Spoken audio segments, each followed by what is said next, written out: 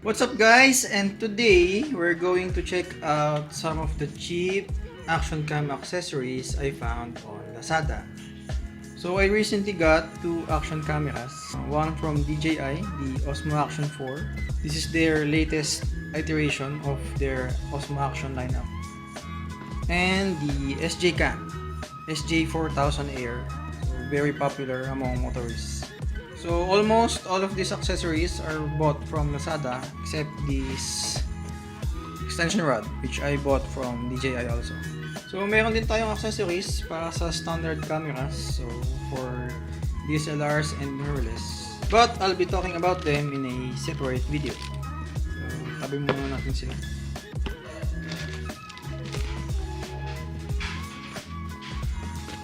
Also, yung SJ Cam also comes with basic accessories like mounts and cases. So, instead of buying a proper dash cam, I bought an action cam. So, I have a dash cam and an action cam in one. So, check natin sila isa-isa.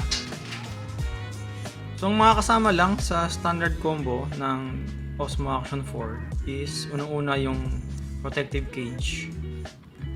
So, kasama na yon sa standard combo. A single magnetic mount, so isa lang. A curved adhesive mount, so mostly used on helmets and other uneven surfaces. A thumb screw, USB cable, Type C to Type C. Lens hood, na pwede rin gamitin in case accidentally ma-damage yung protective lens cover, so yung glass niya. However, hindi na siya waterproof kapag ito yung gamit mo since hindi naman siya sarado and wala ngang glass yung gitna. And last is your anti-slip rings.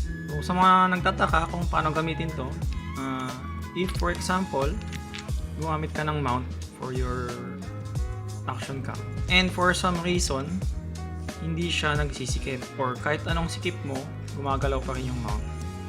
Ang solution doon is you take one ring and place it dun sa gilid ng mount and hindi na siya dudulas. So that way, hindi na masyadong gagalaw yung accessory. So yung unang accessory na kakailanganin mo to use or maximize the use of your action cam is of course a monopod. So there are other cheaper options sa Lazada, but I chose this DJI one since sobrang haba niya and meron na siyang kasamang magnetic mount.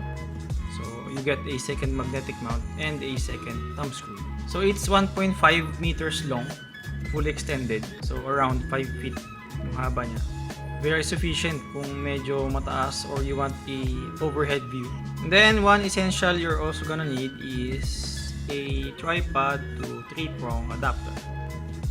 So since yung action cam only has this magnetic mount, so wala kang option to mount it on a tripod or at least a 1/4 inch screw. So next accessory is a third magnetic mount, but this one is from Telesin. So Telesin is a brand na nagbebenta ng mga action cam accessories. So ayun, standard magnetic mount lang siya na compatible sa DJI Action 4. Next accessory is the floating bar. So the floating bar is just your standard monopod, but since meron siyang buoyancy, so capable siyang lumutang sa tubig.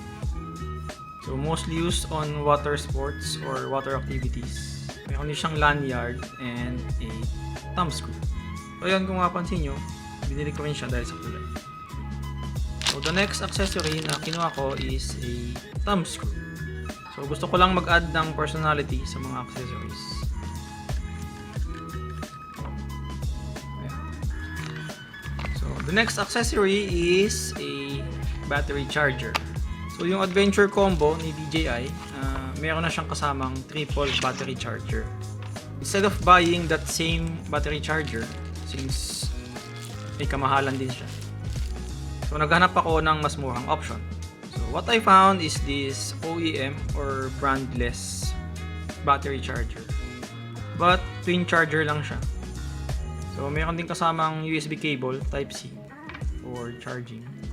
And meron siyang LED indicator sa baba. So yung second purpose kaya ako kinuha to is to store my batteries when I'm traveling. So the next accessories are these two suction cup mounts. Just your generic suction cup mount. You lay it on a flat surface and lock it using this lever.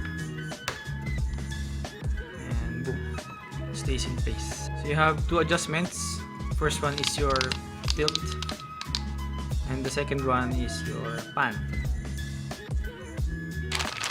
So next is a chest mount or chest sling, whatever you want to call it.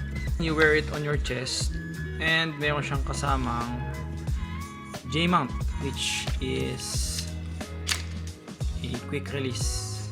Meron din siyang kasamang thumb screw. And then dun sa package may kasama ding cellphone holder or cellphone clamp. So yung clamp na kasama is actually better than most of the clamps na may spring, since medyo mas stable yung hold nito. You have a thumb screw to tighten or loosen yung hold. Unlike yung mga generic na cellphone holder, spring lang siya and wala kang way na matighten yung clamp niya. This can also be adjusted if you want a portrait orientation or a landscape.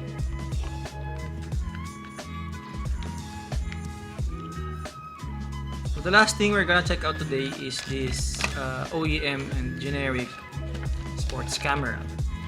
So it's advertised as a Full HD 1080p action camera. Ito nga yung camera. So sa una pa lang meron na siyang waterproof case and a standard quick release mount. So yun, may damage na agad. And parang umangat din yung screen, siguro sa init. Ayun, identical siya sa SJ Cam, although walang branding dito sa baba. So disregard muna natin yung camera. So inside the box, meron kang iba-ibang accessories na kasama. And also different mounts. So the first one is itong action cam clip.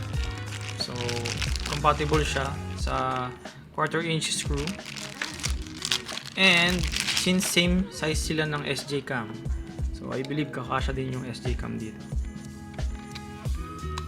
Taas at baba, meron siyang 1/4 inch screw. Next mounting accessory is a 90-degree adapter. So kung gusto mong nakaharap yung action camera ng left or right, yun, pwede na siya. So next is meron kang quick release mount na may 1/4 inch screw hole and adhesive. So you have two options in mounting. So pwede mo siyang idikit or i-mount sa tripod or any 1/4 inch screw. Velcro strap meron din palang kasama. So in two sizes.